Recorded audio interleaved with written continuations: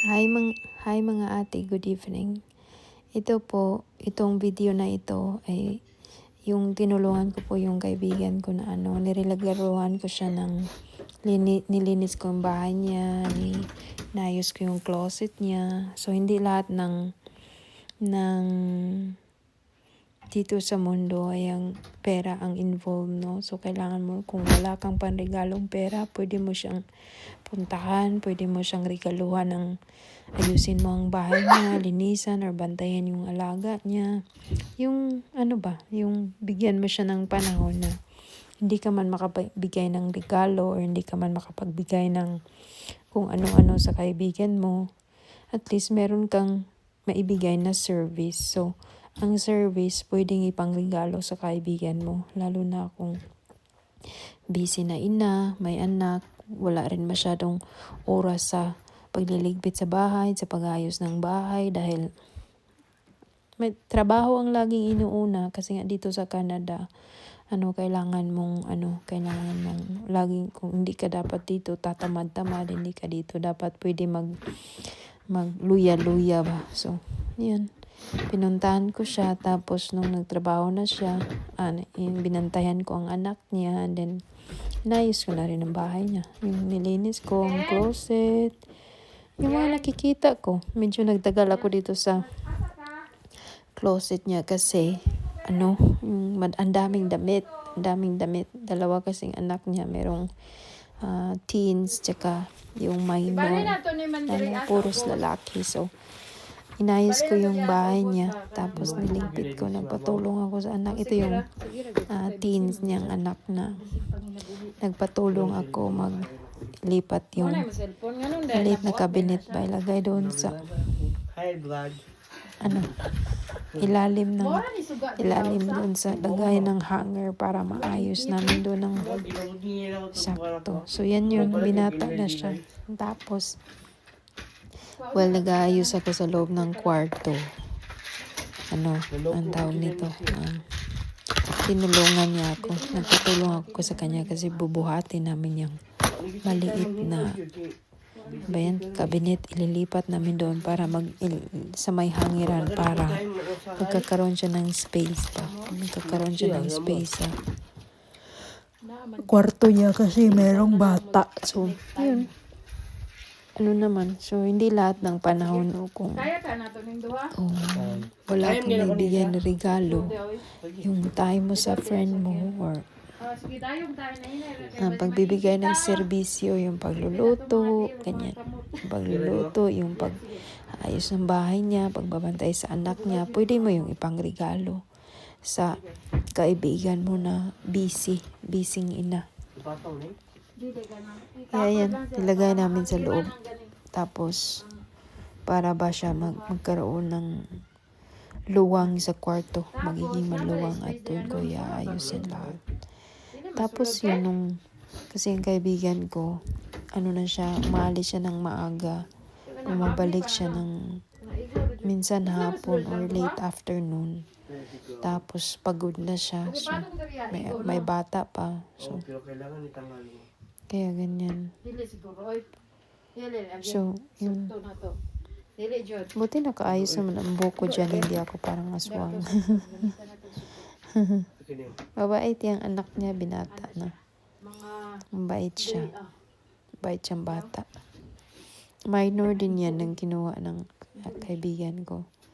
Nung kinuha siya na papunta dito sa Canada.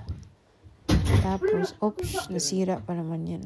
Parang, nasira yung, anong tawag dyan, pangkapit sa dingding kasi sa sobrang bigat ng mga hangers. So, yun. Parang nagtabingi siya. Pero magagamit pa siya kasi meron pa mga nakakapit dun sa dulo.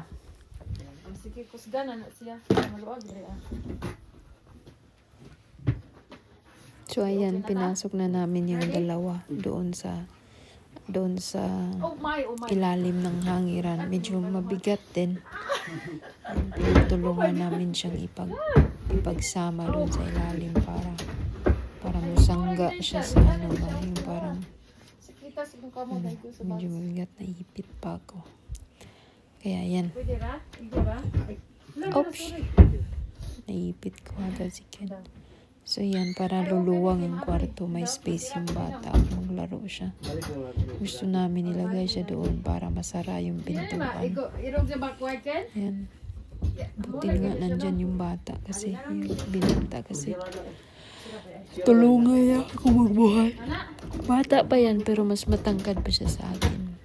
Ang laking mama. Sangit, uy. Kaya yan, tinulungan ko siya. Ito ko na-realize na hindi lahat ng panahon pera ang involved.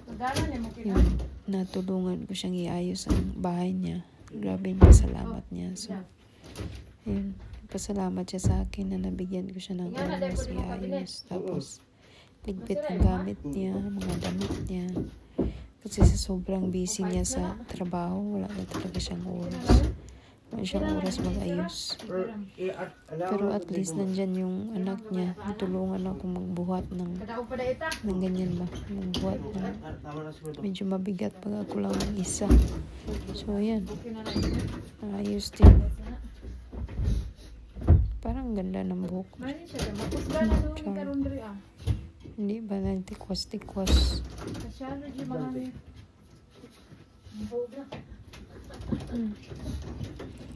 Busy. Tapos yun. Hinangir ko yung mga dress niya.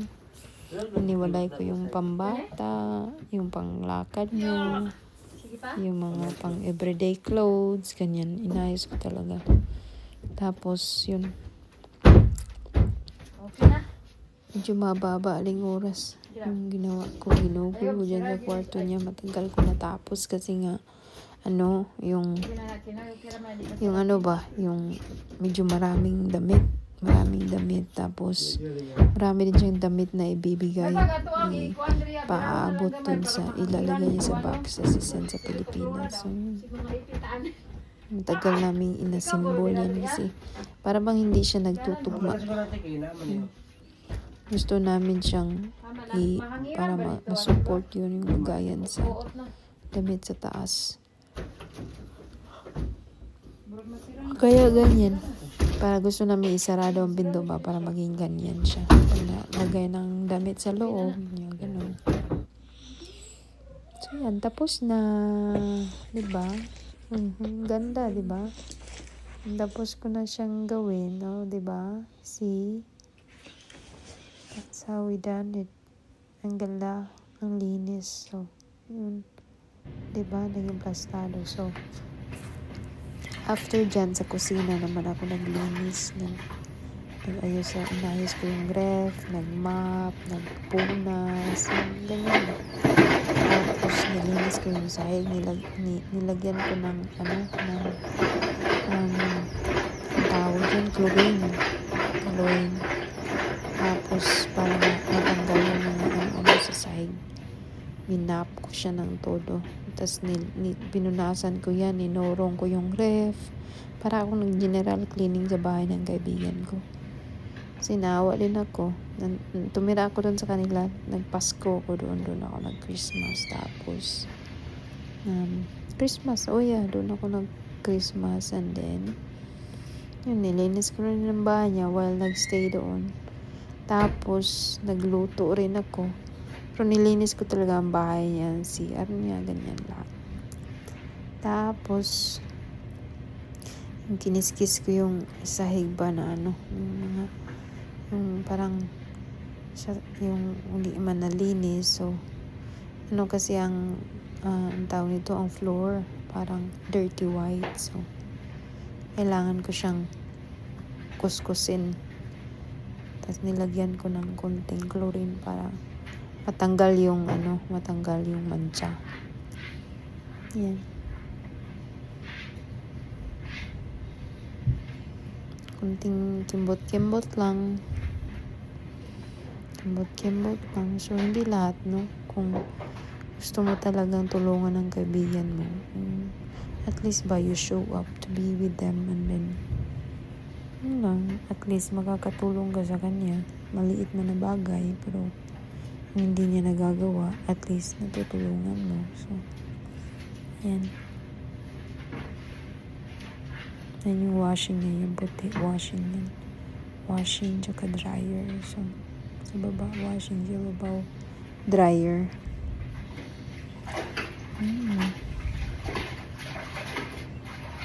Matagal-tagal din ako ng map, ha. Yung sa, kasi, sa sofa, merong carpet. Dito, sa merong, lang siya, tiles. Tiles, meron dyan. Ay, bahay ng kaibigan ko, nag-renting sila dyan. Hindi rin madali maging single mom. Single mom kasi yung kaibigan ko, madalawang anak na lalaki. Teens, saka isang Canadian baby boy. Malaki na ngayon. Malaki na siya. Tapos siya busy sa trabaho. Ako din, busy sa linis-linis. Kasi diba, pinatira niya ako, tapos at least man lang, no? May balik ko yung pag-stay ko ng libre kasi may pagkain. So nagluluto din ako nung nandyan ako sa kanila. Nagluto, tapos naglinis, ganyan. Magkikitira ka, ikaw magkisama, so ganyan dapat. Hindi yung kalibre ka, hindi ka pa maglinis, alam mo yun, pabigat pa. So at least man lang nung nandun ako, tulungan ko siya kahit man lang kunti sa paglinis ng bahay niya. So yun,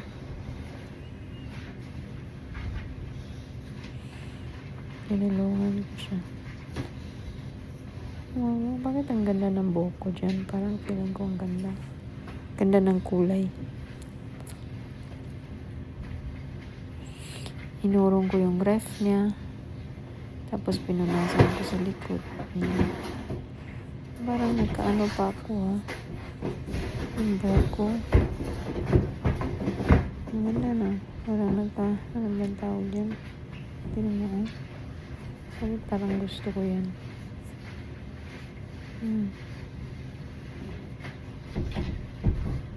Nagsisteady na ang buhok ko. Dati hindi talaga yan nagsisteady.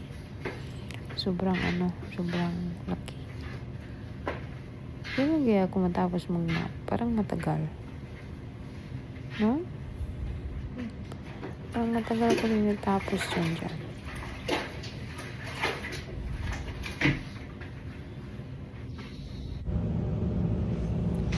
Linis na. Linis na ang kusina. Oh, yay. Yung lamesa. Yan yung ref, oh. Yan yung ref. Nilipat ko yung ref. Nilipat ko yan. Tapos nilinis ko. Nilinis ko yung ref. Nilipat ko sa pwesto. Nilinis ko yung ibabaw. Pinunasan ko. Tapos nilagyan ko ng tela ba. Nilagyan ko ng tela para hindi nakabuk sa ibabaw.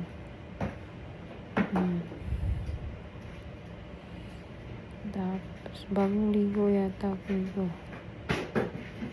Kasi lugay. Nag-ano lang kasi ako, nag-hair. Nayaan ko lang matuyo sa hangin. Buhok ko.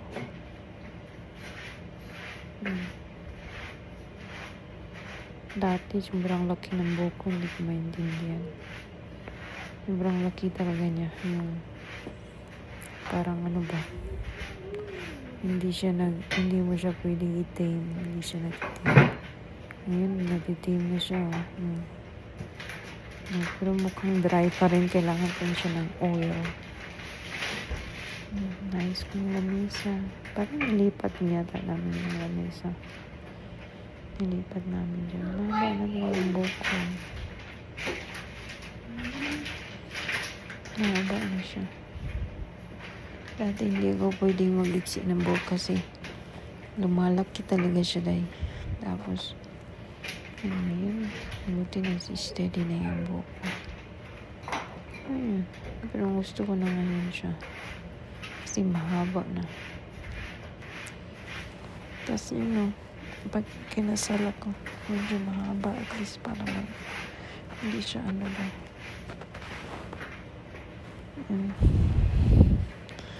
Lalagyan ko lang ng oil. Mabango pa naman. Naligo ako anong araw ba ako naligo? Mabango pa. Ang buhok ko. Ayan, mapulit. Diyan sa may ref. Nalipat ko yung ref. Nakaano yung ref. Nakaharap sa lamesa. Tapos, nilinis ko ang likod. Nilinis ko ang ilalim. Kaya, ganyan. Kaya siya. Naging ganyan. Nilipat namin doon yung banda. Kasi ang dumi talaga. Yun pa daw yung unang nag-rent dyan. So, nandun ako. Unurong ko talaga siya. Tuyo-tuyo ng buhok ko. Tuyo-tuyo.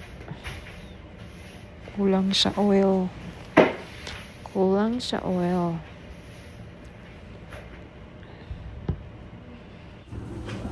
Yan na. Malinis na. Diba? At least pagdating niya, malinis ang kusina. Maraming salamat.